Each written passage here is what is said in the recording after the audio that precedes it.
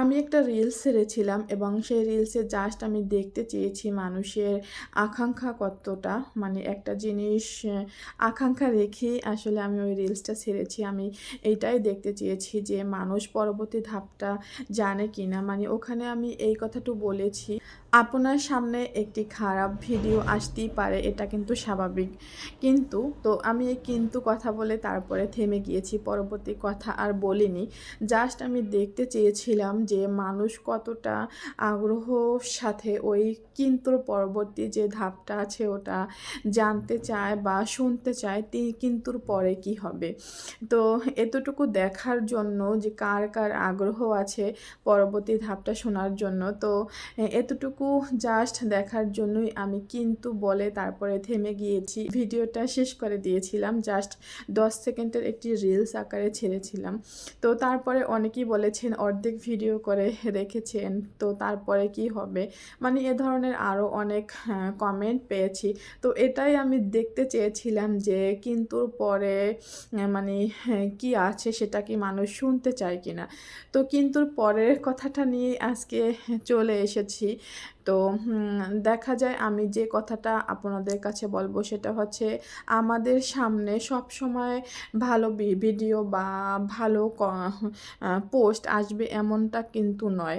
এখানে Facebook platform সবাই চালায়, সবাই ফেসবুকে আইডি আছে। তো দেখা যায় মোটামুটি সবাই ভিডিও বানায়। তো দেখা যায় এর ভিতরে সবার মন মানসিকতা চিন্তা ভাবনা কখনোই এক নয়। এক একজন মানুষের চিন্তা ভাবনা এক এক রকমের, আলাদা আলাদা। কেউ ভালো কোনো কিছু চিন্তা করবে, কেউ খারাপ কোনো কিছু চিন্তা করবে, চাইবে যে সে একটা মানে একটা খারাপ কোনো কিছু করুক, তারপরে অনেক অনেক ভিউ পেতে। দেখা যায় খারাপের দিকে কিন্তু মানুষের বেশি আকর্ষণ থাকে এবং দৃষ্টিটা খারাপের দিকেই বেশি যায় মানুষের। তো অনেক মানুষ কিন্তু জাস্ট ভিউর জন্য তারা কিন্তু খারাপ পথটাই বেছে নেয়। তো দেখা যায় যারা ভালো আছেন, যাদের মন মানসিকতা ভালো, মেন্টালিটি ভালো, তারা তো আসলে ওই খারাপটা দেখতে চায় না। কিন্তু অনাকাঙ্ক্ষিতভাবে কোনো সময় আপনার ওই ভিডিওটা ধরেন ওপেন হয়ে গেল, কিন্তু আপনার ম্যাটারটা একদমই ভালো লাগে না বা আপনি এই ধরনের ভিডিও দেখতে চান না, তো তারপরেও ক্লিক হয়ে গেছে। তো যেহেতু আপনি একজন কন্টেন্ট ক্রিয়েটর, আপনি একজন ভিডিও মেকার, ভিডিও মেক করেন, তো সেই ক্ষেত্রে আপনি কখনোই সেই ভিডিওতে কোনো প্রকারের বাজে কমেন্ট করতে পারবেন না। আপনাকে 100% ভালো কমেন্ট করতে হবে।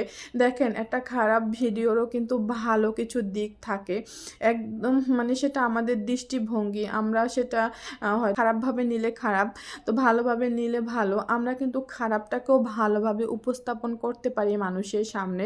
তো আপনি যেটা করবেন সেটা হচ্ছে, আপনি খারাপভাবে উপস্থাপন না করে আপনি 100% একটি ভালো কমেন্ট করবেন। আপনি সম্পূর্ণ ব্যাপারটা পজিটিভ রেখে তারপরে একটি ভালো কমেন্ট করবেন। হয়তোবা হতে পারে সেটা একটি খারাপ জিনিস যেটা আপনার পছন্দ হয়নি বা ভালো লাগেনি। তো তারপরেও যেহেতু আপনার সামনে এসেছে এবং আপনি দেখে ফেলেছেন, তো সেই ক্ষেত্রে আপনার এঙ্গেজমেন্ট বাড়ানোর জন্য হলেও আপনাকে ওখানে 100% ভালো কমেন্ট করতে হবে। আপনি কখনোই খারাপ কমেন্ট করতে পারবেন না। আর ফেসবুক কিন্তু সরাসরি বলে দিয়েছে, অন্যকে কমেন্ট যখন করবেন সেখানে কোনো খারাপ কোনো কমেন্ট করা যাবে না, 100% ভালো কমেন্ট করতে হবে। তো কিন্তু পরবর্তী কথাটা আসলে এটাই ছিল, যদি আপনি কোনো খারাপ ভিডিও দেখে ফেলেন, খারাপ বলতে বুঝিয়েছি যেটা আপনার ভালো লাগে নাই বা যেসব মানুষের আচরণ ভালো লাগে না, তো সেটাই আপনি দেখে ফেলেছেন। কিছু কিছু পার্সনকে হয়তো বা আপনার ভালো লাগে না, তারপরেও দেখে ফেলেছেন। তাদের কার্যকলাপ ভালো লাগে না, তারপরেও দেখে ফেলেছেন। তো সেটা সে যে যেমনই করুক না কেন, কিন্তু আপনাকে 100% ওখানে ভালো কোনো কিছু লিখতে হবে, ভালো কমেন্ট করতে হবে। তো আশা করি সবাই বুঝে ফেলেছেন, হ্যাঁ বুঝে গিয়েছেন আমি কি বোঝাতে চেয়েছি। তো আজকের মতো এখানেই সমাপ্তি। সবাই অনেক বেশি ভালো থাকবেন, সুস্থ থাকবেন। আসসালামু আলাইকুম, টাটা।